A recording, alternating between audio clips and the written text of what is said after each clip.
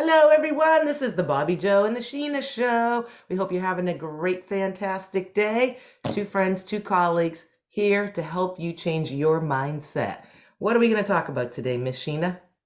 Well, it's something that bear in mind, everybody, that whenever we talk about stuff, it's because we didn't just learn it, we're embodying it. And then there's like light bulb moments as the penny drops, and then the penny drops, and then the penny drops, and then the penny drops. And you keep thinking you get it, and then you get it at another level, don't you? It's just like, Mm, oh my goodness. So this is really about, when you're spending money, when you're allowing money to flow through your hands. I mean, are you really, or are you spending going, oh God, can I afford this? Have I got enough money? I shouldn't really buy this. I mean, oh my goodness. So what I had noticed about myself, basically for my whole life, probably, is the absolute, fear, shame, and guilt attached around money and mm, actually spending money, even though it's my own hard earned whatever money. um, it just like as it absolutely flowed through me. And actually, Bobbi Jo, one of the best times I had was with a certain pharmaceutical company. And of course, I had an American Express card. And I would be literally able to buy food or book things. And it was just so free. Like it was so free just to go like that because it wasn't my money. Even though I yeah. had to account for it all, there was all expenses had to be accounted for. When I was using the card, I had no attachment to it whatsoever. I was completely detached. And so look at the amount of money pharmaceutical companies have. But there you go. So that's the thing about realizing, how whenever I was spending money, that's what doing. And it's being consciously aware when you're going to spend money. Don't think, have I got enough? Don't be in fear. If you're going to do it in love, gratitude, see it be in the flow, Hmm. flowing out of you, because then more will come. But if you think that you're like a reservoir and you're trying to keep hold of it, the flow's going to dry up. And do you know what happens whenever water stands still for long enough? It becomes a bit Yes, slimy. yes, yes.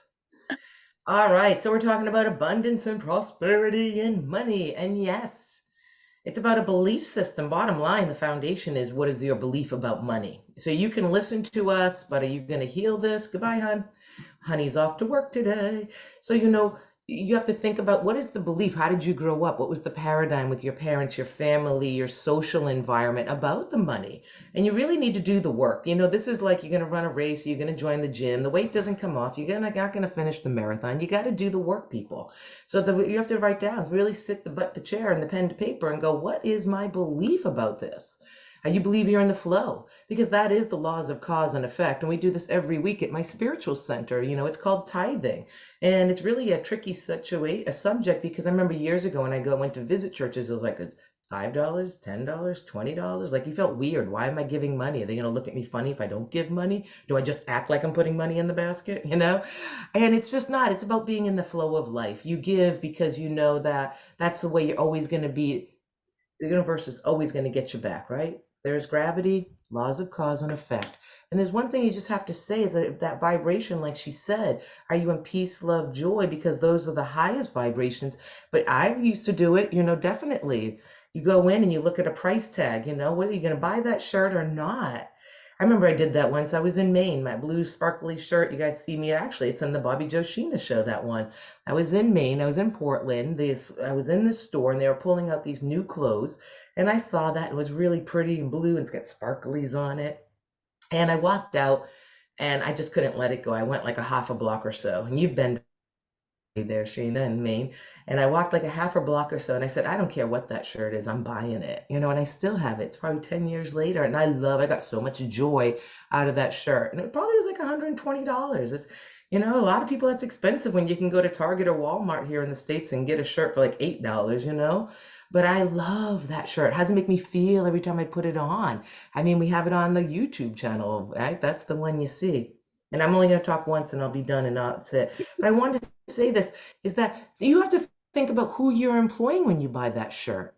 There's people in shops that are making it. There's seamstresses, there's people who have the truck drivers that had to bring it to the store. So it's the ebb and flow and currency of life that you have to keep it going, people. So there's more to it than you just taking $100 out of your hard-earned money and giving it to someone else. Someone else is doing. You're giving gas money to someone else. So you have to switch that frame of what you've been thinking, your perception, your lens, and start thinking differently about money. You have to.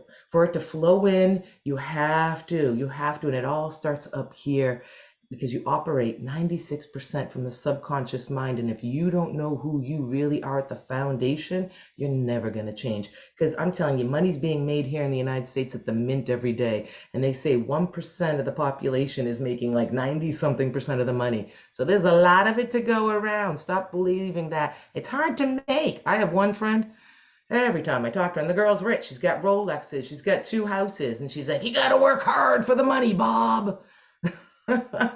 Yes, you do. My friend, you keep saying it enough. I believe you.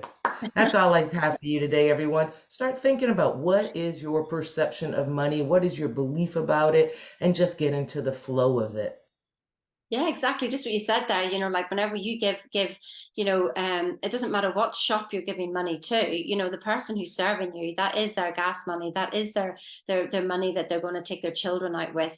It's not really just about you, it's about allowing it to flow, but it's not about, just spending stuff that you don't have and, being willy-nilly about it. It's giving that, giving it respect as well. But don't be thinking of, just because you can't buy something doesn't mean you can't buy it mentally. Yeah. Maybe you can't buy it physically yet, but what we see physically today is just evidence of yesterday's thinking.